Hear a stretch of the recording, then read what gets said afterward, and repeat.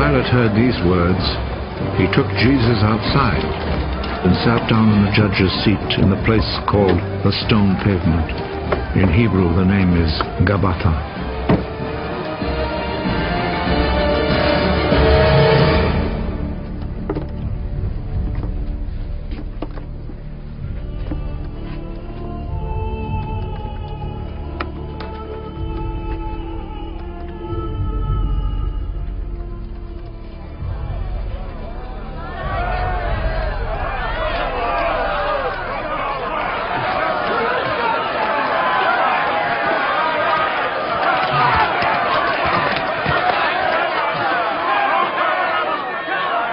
It was then almost noon of the day before the Passover.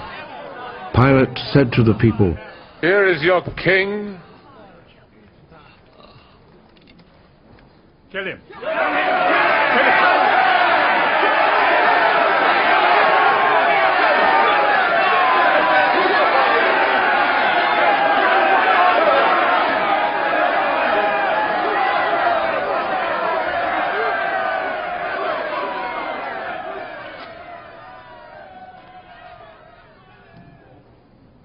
Do you want me to crucify your king?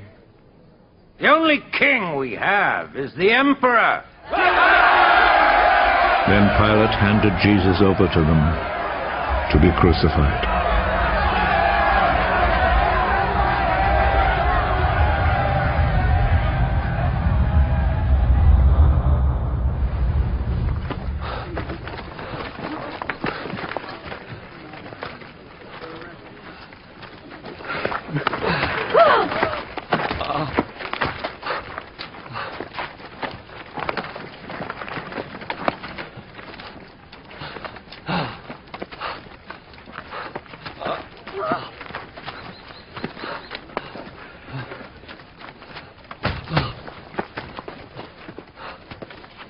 So they took charge of Jesus.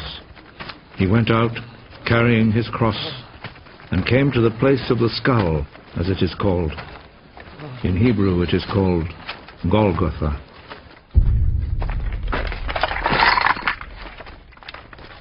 There they crucified him, and they also crucified two other men, one on each side, with Jesus between them.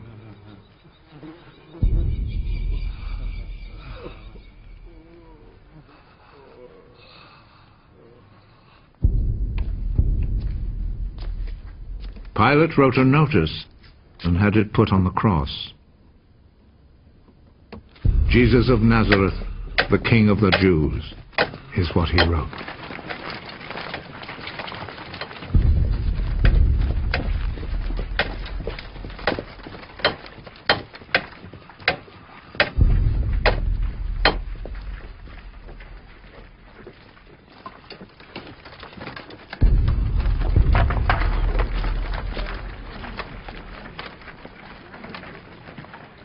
Many people read it, because the place where Jesus was crucified was not far from the city. The notice was written in Hebrew, Latin, and Greek. The chief priest said to Pilate, "Do not write the King of the Jews, but rather..." This man said, "I am the king of the Jews." What I have written stays written.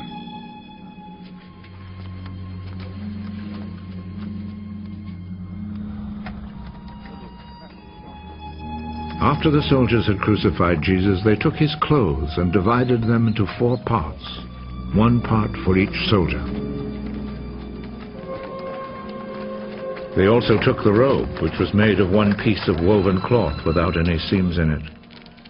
The soldiers said to one another, "Let's not tear it. Let's throw dice to see who will get it."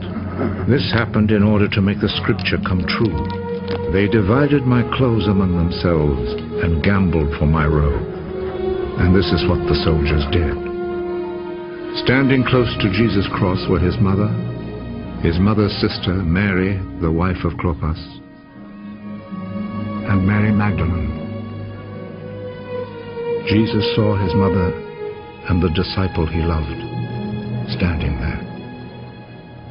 He is your son. Then he said to the disciple, She is your mother. From that time, the disciple took her to live in his home. Jesus knew that by now everything had been completed. And in order to make the scripture come true, he said,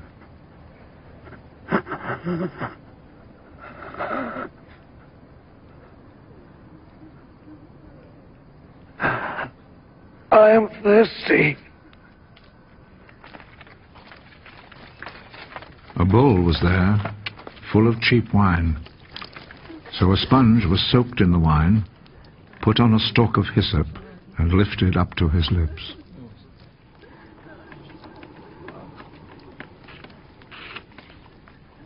Jesus drank the wine.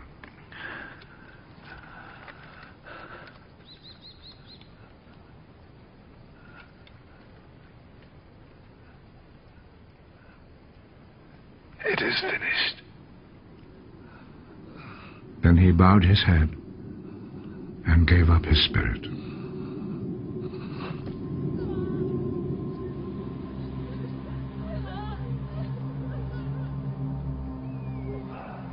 Then the Jewish authorities asked Pilate to allow them to break the legs of the men who had been crucified and to take the bodies down from the crosses.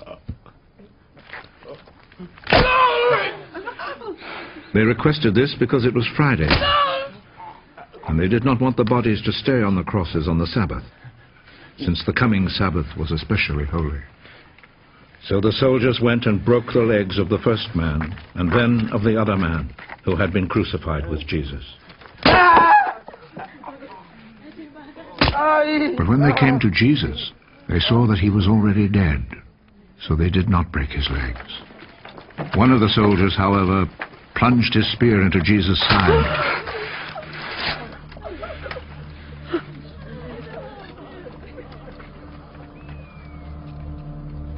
And at once, blood and water poured out.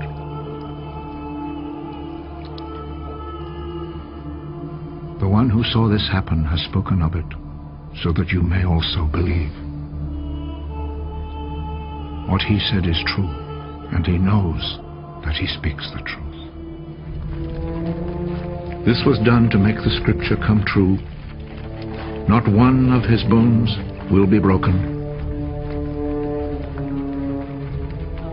And there is another scripture that says, people will look at him whom they pierced.